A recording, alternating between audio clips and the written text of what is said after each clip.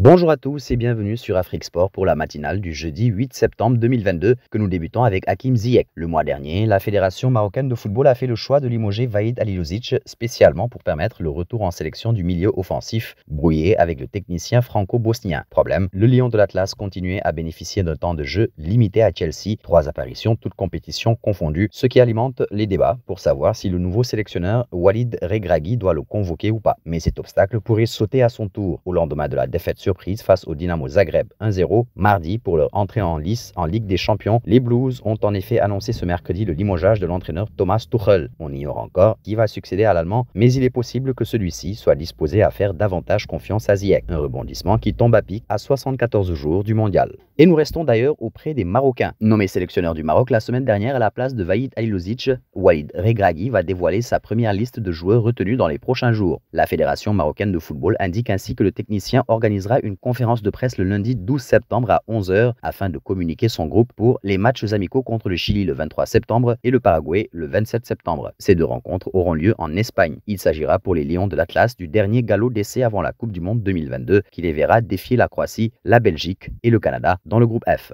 Un bond auprès de Bamba Dieng. Bamba Dieng, âgé de 22 ans, qui a effectué 25 apparitions et inscrit 7 buts en Ligue 1 pour la saison 2021-2022, va pouvoir faire ou refaire ses preuves. Selon les informations de la Provence, l'attaquant marseillais va être réintégré au groupe professionnel de l'Olympique de Marseille lors des entraînements, lui qui s'entraînait jusqu'ici à part la majeure partie du temps. C'était encore le cas la veille du déplacement à Londres avant le match de Ligue des Champions sur la pelouse de Tottenham ce mercredi et sa peine devrait justement prendre fin au retour, toujours d'après nos confrères. En revanche, il va sans doute falloir patienter un peu avant de le voir réintégrer le groupe pour les matchs. Défait largement par Naples 4-1, Liverpool est actuellement tourné au ridicule sur Twitter. Beaucoup d'utilisateurs du réseau social trollent l'équipe de Jürgen Klopp qui, selon eux, fait les frais du départ de Sadio Mané. C'était une grande équipe de Naples, mais c'était aussi un Liverpool méconnaissable. En grande difficulté au stade Diego Armando Maradona, les Reds de Liverpool se sont lourdement inclinés pour leur entrée en matière dans le groupe A de cette Ligue des Champions 2022-2023. Score final 4-1. Mis sous pression très tôt dans le match, les hommes de Jürgen Klopp ont affiché sur la scène européenne des lacunes déjà observées depuis leur début de saison en Première Ligue. Pour le finaliste sortant de la C1, il y a matière à s'inquiéter. Inquiets de cette situation alarmante de leur équipe, certains fans des Reds ont préféré en rire. En effet, sur Twitter, ils ont été des milliers à s'en prendre à Jürgen Klopp et au reste de son équipe de manière ironique.